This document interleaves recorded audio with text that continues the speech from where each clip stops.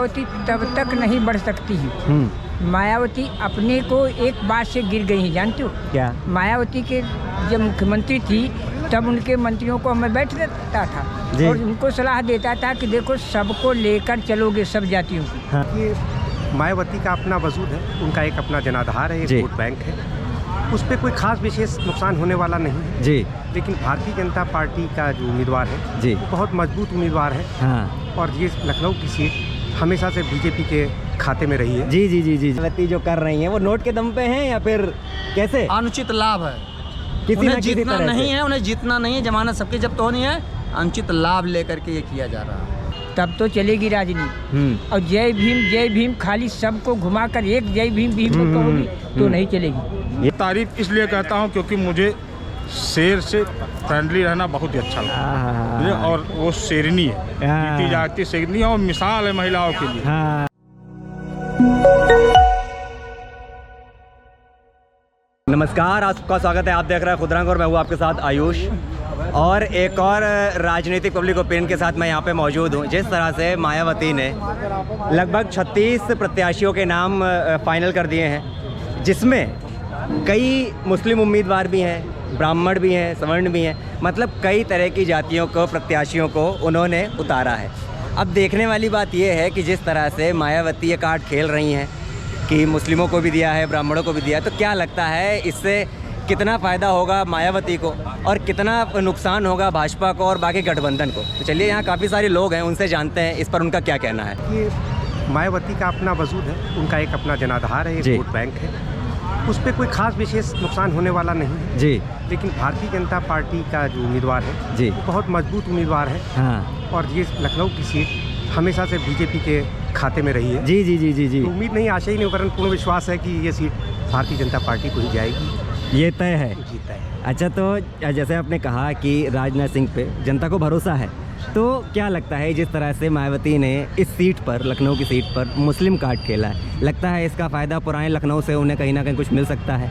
देखिए, ये लोकसभा चुनाव एक किनारे से होकर पूरा लखनऊ उसमें कवर होता है। बिल्कुल। तो ये विधानसभा का चुनाव नहीं कि आप कुछ क्षेत्र से वोट पा जाएंगे, आप पूरे लखनऊ से वोट चाहिए। तो जब तक आपका पूरा जनाधार नहीं होगा बूथ लेवल से, बूथ लेवल कमेटी से लेकर और पूरे क्षेत्र को आप नहीं पकड़ेंगे, तब तक आप नहीं जीत सकते। नहीं जीत सकते। मायावती का जनाधार शहर लखनऊ में ना के बराबर। हाँ, तो क्या कहेंगे जिस तरह से विकास की, जैसे भी सर ने बात कही, तो हम पूरे देश में नहीं जाते हैं, लखनऊ पे ही रहते हैं। कितना विकास आप देखते हैं पिछली पार्टियों में और अभी जब से भाजपा रही है, कितना विकास देखते हैं आप? मैं देखता हूँ कि पार्कों का सौंदर्यीकरण हुआ है जी, पार्कों में ओपन जिम बने हैं जी, पानी बिजली की जो मूलभूत ज़रूरत है जी, वो जनता को पूर्ण रूप से मिल रही है जी, और जो बिल्डिंग है जी, इंक्रोचमेंट ख़त्म हो गया है जी, सड़कों पे यातायात सुगम हो गया है और जो माफिया लोग आपने देखा होगा किसी एरिया में जी, भूमाफिया थे जी, या बिल्डिंग बना रहे थे बिना नक्शे के पास बना रहे थे जी, या अम्बेडकर नगर को देख लें आप, इधर इंदिरा नगर की तरफ, जी, ये सारी समस्याएं बहुत कुछ इस शासनकाल में जी, जी, हल हुई हैं। तो सख्ती से भूमाफियाओं पे शिकंजा कसा गया है और ये अच्छी बात है। तो क्या लगता है जिस तरह से जितना विपक्ष है वो कह रहे इस बार परिवर्तन होना चाहिए, तो लगता है परिवर्तन होगा या फिर से तिवारा रिपीट हो रही है सरकार? मुझे लगता है कि इनको तैयारी 20 साल बाद की करनी चाहिए।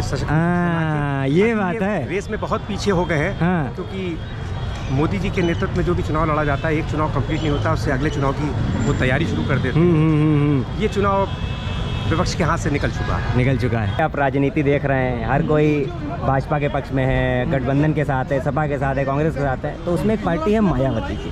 अब वो दोबारा से चुनाव में एक्टिव हो गई हैं और उन्होंने कई जगहों पे अपने प्रत्याशी भी उतार दिए हैं। ठीक है, 36 प्रत्याशी घोषित कर दिए हैं। लखनऊ में उन्होंने एक मुस्लिम को टिकट दिया है, साथ ही साथ ब्राह्मणों को भी दिया है। तो कैसे देखते हैं, क्या लगता है ये जो उन्होंने बदलाव किए हैं सीटों में, जिस तरह से उन्होंने सीटें दी हैं, कैसे देखते हैं हम इन चीज़ों को? मायावती तब तक नहीं बढ़ सकती है। मायावती अपने को एक बात से गिर गई है, जानते हो क्या? मायावती के जब मुख्यमंत्री थी तब उनके मंत्रियों को मैं बैठ देता था और उनको सलाह देता था कि देखो सबको लेकर चलोगे, सब जातियों को, हाँ, सब धर्मों को, हाँ, राजनीति करना है तो, हाँ, और जो जिस धर्म को मानता है, जो जिस जाति का अपना गौरव है, उसको उसी तरह से बात करोगे। हाँ, तब तो चलेगी राजनीति। और जय भीम खाली सबको घुमाकर एक जय भीम को कहोगी तो नहीं चलेगी। ये बात है। तो क्या लगता है तो नहीं चलेगी, लेकिन उन्होंने सबको बराबर करने पर तुली रही। हाँ, सब बराबर, पंडित मैंने अब कुछ नहीं, पंडित चौहान सब बराबर हो जाए हैं, तो अब बराबर में बराबर हो गई। हाँ, बराबर में बराबर ही हो गई, बराबर में बराबर हो गई। मैं कह देता दोबारा मुख्यमंत्री बनना तो पंडित जी से पूछ लेना। ये बात है। तुम मुख्यमंत्री पद पर हो, मैं एक पैदल चल रहा हूँ और मैं बना रहूँगा, तू चली जाएगी रसातल को। 19 की बात कहो खैर रही। जी 14 में ही चली गई थी जी। सांसद सुनो जी वो 12 और 14 में चली गई थी। जानते थे 2 बार चुनाव में चली जाओगी, और तीसरे में 22 में बाकी रहा कि तो बराबरी हो गई। 19 में जो अखिलेश से कर लिए गठबंधन तो मिल गई 10 सीटें, तो 10 सीटें मिल गई। आपकी 10 सीटें लाकर दिखाओ तो जाने।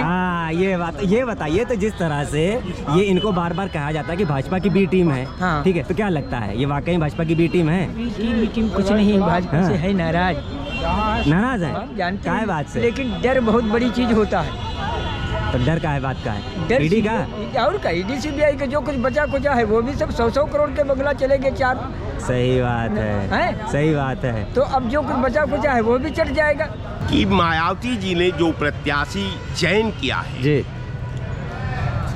बिल्कुल अगर मैं अपना मत अपना विचार व्यक्त कर रहा हूँ आपके चैनल पर, जी बिल्कुल लाजमी है उनको अपना प्रत्याशी बनाने का, प्रत्याशी उतारने का, चुनाव लड़ाने का उनको संवैधानिक अधिकार है। जी मायावती जी जो प्रत्याशी का चयन किया है, मैं मायावती जी के पूरे जो टीम है, मैं लखनऊ में प्रत्याशी लड़ाने के लिए उनको बधाई देता हूँ जी। लेकिन एक सवाल है उनसे जी कि आखिर मायावती जी उत्तर प्रदेश के सियासत में जो पॉलिटिकल दल की भूमिका हुआ करती, जो पॉलिटिकल दल की समाज के प्रति जिम्मेवारी और रिस्पांसिबिलिटी हुआ करती है जी, जो पॉलिटिकल दल के संदर्भ में जी, जो आवाम के प्रति जो जिम्मेवारी हुआ करती है जी, उन्होंने किस कॉर्नर पर बहुजन समाज पार्टी के छाप को प्रमाणित किया है? उन्होंने किसानों की लड़ाई में अपनी भूमिका ही छाप छोड़ा जी। उन्होंने रोजी रोजगार के क्षेत्र में कहीं बेरोजगारों के साथ कहीं खड़ा हुई, उन्होंने दलितों पर जो अत्याचार हुआ उसमें कहीं बहुजन समाज पार्टी का कहीं छाप दिखाई दिया जी। बहुजन समाज पार्टी के संदर्भ में मैं ये कह दूं कि बहुजन समाज पार्टी का एक ही काम है कि वो पूरे 5 साल आराम करती हैं, 5 साल के बाद वो चुनाव में आ जाती हैं जातीय समीकरण लेकर के। क्या कहेंगे आप जिस तरह से ब्राह्मणों पे कार्ड खेला है मायावती ने और उन पे नाम भी बार बार लगता रहा है कि भाजपा की बी टीम है, तो किस चीज़ को आप कैसे देखते हैं? लगता है कि वो वाकई बी टीम है या फिर वो कुछ और अलग खेल करने की तैयारी में है या कुछ और मंशा है उनके मन में? ब्राह्मणों को यही भारतीय जनता पार्टी ने नारा दिया था, तिलक तराजू हो तलवार, इनको मारो जूते चार। अच्छा जी। जब सोशल इंजीनियरिंग का इनका फार्मूला आया 2007 में जी, तो उन्होंने कहा नहीं मैं ऐसा नहीं कहा था, मैंने कहा था तिलक तराजू हो तलवार, इनको प्रणाम करो 100 बार जी। उसके बाद क्या हालात हुई जी? 5 साल सत्ता में रहते हुए सब बर्बाद हो गया इनका।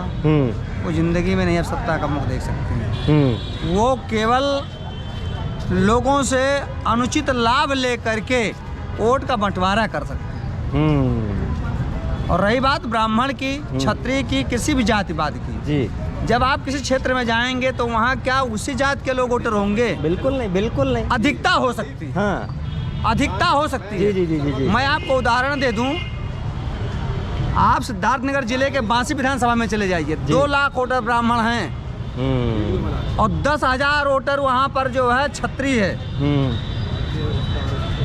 लेकिन 84 के बाद से आज तक एक ब्राह्मण नहीं बन पाया वहाँ से विधायक। अरे मायावती जो कर रही हैं वो नोट के दम पे हैं या फिर कैसे? अनुचित लाभ है, उन्हें जीतना नहीं है, उन्हें जीतना नहीं है, जमानत सबकी जब्त होनी है, अनुचित लाभ लेकर के ये किया जा रहा है, उनका बंटवारा किया जा रहा है। सिर्फ मायावती वो लड़ा देंगी ब्राह्मण, तो सपा नहीं वहाँ ब्राह्मण लगाया जहाँ ब्राह्मण ज़्यादा हैं। जी जी बिल्कुल बिल्कुल। तो फिर भाजपा को सीधा लाभ नहीं मिल जाएगा क्या? अब बताओ। तो दिमाग से खेल रही है मायावती। जहाँ यादव का वोट जाता है यादव खड़ा हो जाएगा, वहाँ मायावती यादव खड़ा कर देंगे। तो कौन जीत जाएगा? भारतीय जनता पार्टी जीत जाएगी। पॉइंट तो है। जी फार्मूला है सबका, बिल्कुल फार्मूला है। अगर ब्राह्मण जहाँ बाहुल्य है वहाँ एक शेड्यूल कास्ट को लड़ा के देखती, तब मैं जानता कि आप जो राजनीति कर रही हैं। और रही मायावती जी की बात, मायावती जी का मैं सम्मान करता हूँ इसलिए क्योंकि वो महिला है जी। और महिला सशक्तिकरण में एक बहुत बड़ा परिचय है जी। उसने कोई गठबंधन नहीं बनाया जी। अकेले वन मैन लेडी, वाह क्या खुद से स्टैंड कर रही है, खुद से चुनाव लड़ रही है, अकेले चुनाव लड़ रही है।